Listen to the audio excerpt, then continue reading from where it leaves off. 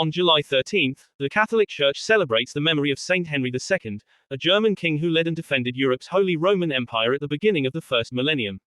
Saint Henry was born in 972 to Duke Henry of Bavaria and Princess Gisela of Burgundy. During his youth, Henry received both an education and spiritual guidance from a bishop who was himself canonized, Saint Wolfgang of Regensburg.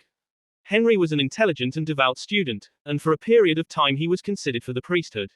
Saint Wolfgang's lessons in piety and charity left a lasting mark on Henry's soul. But it was ultimately in the political realm, not the church, that he would seek to exercise these virtues.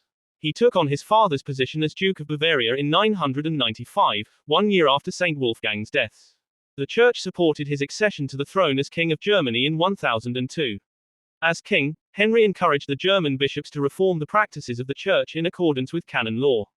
During the same period he is said to have brought a peaceful end to a revolt in his territory, which ended with the king mercifully pardoning the rebels.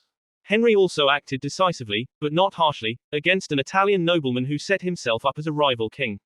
In 1014, the German king journeyed to Rome where Pope Benedict VIII formally crowned him as head of the Holy Roman Empire. The emperor demonstrated his loyalty to the Pope by confirming Benedict VIII's authority over the city of Rome. Henry made his journey from Rome back to Germany into a pilgrimage of sorts, stopping at various monasteries along the way. Henry became a great patron of churches and monasteries, donating so much of his wealth to them that his relatives complained that he was behaving irresponsibly. But Henry was far from irresponsible, as his leadership of the Western Empire in both war and peace demonstrated.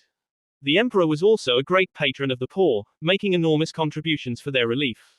The emperor's extraordinary generosity was made possible in part by his lack of an heir. He was married to a woman who was later canonized in her own right, Saint Cunegund of Luxembourg, but the two had no children. Some accounts say that the couple took vows of virginity and never consummated their marriage, though this explanation of their childlessness is not universally accepted. For the last several years of his life, Henry had to deal with serious illness, and an additional ailment that crippled his left leg, along with his imperial responsibilities.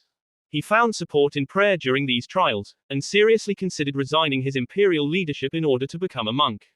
After several years of illness, Saint Henry II died in July of 1024. The public mourned sincerely for the monarch who had managed to lead his earthly kingdom so responsibly without losing sight of the kingdom of God. Pope Eugene III canonized him in 1146. Henry's spouse, Cunigunde, was canonized on the 29th of March 1200 by Pope Innocent III. Henry's relics were carried on campaigns against heretics in the 1160s.